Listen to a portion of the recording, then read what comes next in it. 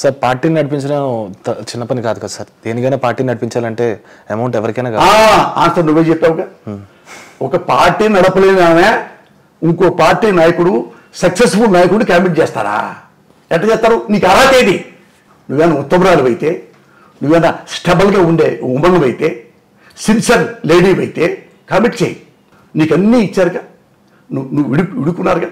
ఆయన ఆంధ్ర ఎంచుకున్నాడు, నువ్వు తెలంగాణ ఎంచుకున్నావు. ఇక్కడ నువ్వు ఉండి తిరిగి నా వల్ల కాదని ఆ కన్నపడి ఆ జెండాని కింద పడేస్తావా? ఆ జెండా నేను ఎవరో తెలుసా? రాజశేఖర రెడ్డి బొమ్మ ఉంది. అంత కాలుతో తొక్కుతారు ఆ జెండాని. నీ తండ్రిని నువ్వు అవమానించి ఉసేసాగర్లో కొట్టి నేను ఇక్కడ ఉన్నాను టక్కున ఫ్లైట్ ఎక్కేసి ఆంధ్రప్రదేశ్ వెళ్తావా? ఇక్కడ ఇక్కడ నువ్వు ఎందుకు పార్టీ పెట్టావు? ఎందుకు జనాలు నమ్మించావు? ఎందుకు సీఎం తిట్టావు? ఎందుకు రేవంత్ రెడ్డి గారిని తిట్టావు? ఎందుకు తిట్టావు? నువ్వు పీకుతావనాయిగా. ఏం పీకలేదు. ఇక్కడ మనలో కాదు, ఆడ ఆంధ్రప్రదేశ్లో జగన్ కదా, జగన్ తోపు దోషిస్తూ పడైపోయింది. నేనే మళ్ళీ పోనీ అక్కడ జెండా తీసుకొచ్చావా? అది లేదు. మళ్ళీ ఆడికెళ్ళి వేసావు. అంతకుముందేమో కాంగ్రెస్ అమ్మానక్కలు తిట్టావు.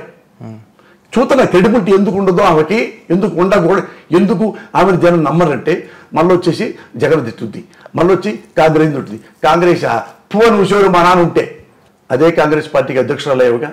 ఎక్కడ నీ క్రెడిబిలిటీ?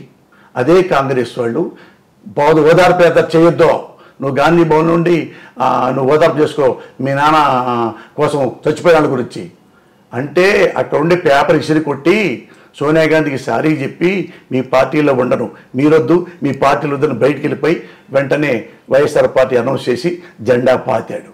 వాడు మనిషి అంటే అతన్ని లీడర్ అంటారు. అందుకే అతను పక్క లక్షలాది మంది వెనక్కి చూడుతున్నారు. ఊరికి వెళ్తున్నాం మేము పిచ్చోళ్ళమే వెళ్తున్నావా? మేము పిచ్చోళ్ళమే వెళ్తున్నావా? నాలంటే చదువుకున్నవాడు పిచ్చోడే వెళ్ళానా? నీ శర్మల వెనక్కి ఎందుకు రావచ్చుగా? ఎందుకు రావు? ఆమె నమ్మలేము. ఆ దొంగ నమ్మించి మోసం చేసింది తెలంగాణ ప్రజల్ని. ఎగ్గిరి దూకేసి అక్కడికి వెళ్ళి ఓటు అన్నం తిట్టడం ఈజీ కదా. అన్నం తిట్టడం చాలా ఈజీ. అన్నేం అనలేడు కదా. మరి సునీత గారి విషయం ఏమంటారు? ఆ గురించి నీకు తెలుసు కదా. మొత్తం వాళ్ళ ఫ్యామిలీ మ్యాటర్కి తెలుసు కదా. వాళ్ళ నాన్న ఏంటి తెలుసు, ఆ లేడీస్ సంబంధాలు ఏంటో తెలుసు, చంపినాడు ఎవడో మీకు తెలుసు. ఇవన్నీ ఆమెకు తెలుసు. ఆ డబ్బుల విషయం, ఆస్తుల విషయం, వాళ్ళ పర్సనల్ గొడవలు.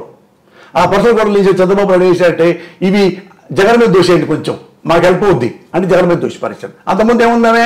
ఆమె అంతకుముందు ఇదే మైకుల ముందు కూర్చొని ఏమండి జగన్ గారికి దీనికి సంబంధం ఏంటండి, అసలు మీరు చంద్రబాబు మాటలు నమ్మి అందరూ ఇది చేయకండి, మొత్తం ఇళ్లలో కొంపలు ముంచుతాడు, అసలు జగన్కి దీనికి సంబంధం లేదండి అని స్వయంగా చెప్పిన మహిళామణి సునీత. వీళ్ళ గురించి ఎందుకండి మనం మాట్లాడుకుంటాం? Time waste. ఇది మంచి ఛానల్ అనుకుంటున్నా. నువ్వు బాగా ఎనర్జీలో ఉన్నావు.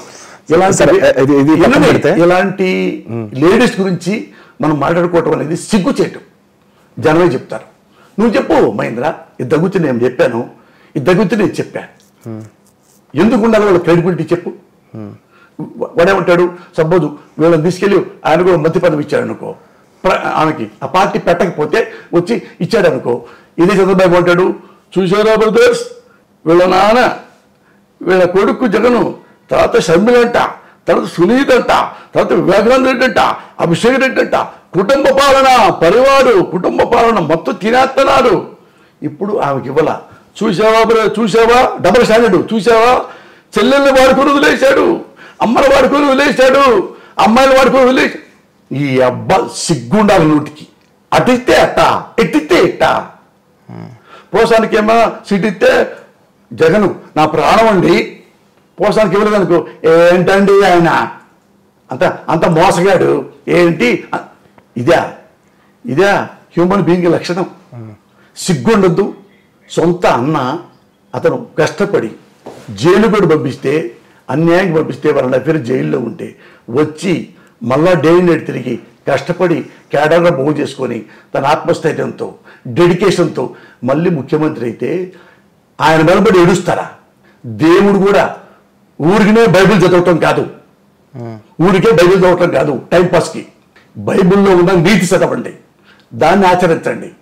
బైబిల్లో ఉన్న సహనాన్ని, క్రైస్తులో ఉన్న సహనాన్ని, క్రైస్తులో ఉన్న దైవత్వాన్ని, దాని గురించి మాట్లాడుకోండి. ఊరిని టైంపాస్ ఊరిని పెట్టుకొని నేను క్రిస్టియన్ అంటే కుదరదు. క్రిస్టియన్ అంటే చేతులు బైబిల్ పెట్టుకునేవాడు కాదు, బైబిల్ తెరిచేవాడు, చదివేవాడు, ఆస్వాదించేవాడు, దాన్ని అనుసరించేవాడు, దాన్ని ప్రేమించేవాడు, మానవుల్ని ప్రేమించేవాడు. నీకు మీ చేతిలో అనర్హత, మీ చేతుల్లో బైబిల్ ఉండనే కూడదు. మైల పడుతుంది మీ చేతుల్లో బైబిల్ ఉంటే. బైబిల్లో ఉన్న ఒక్క లక్షణమైన మీలో ఉందా? ఒక్క లక్షణం మీలో. ఎంత దుర్మార్గమా! ఒక అన్నని అంత చీపుగా నా మాట్లాడిచేది.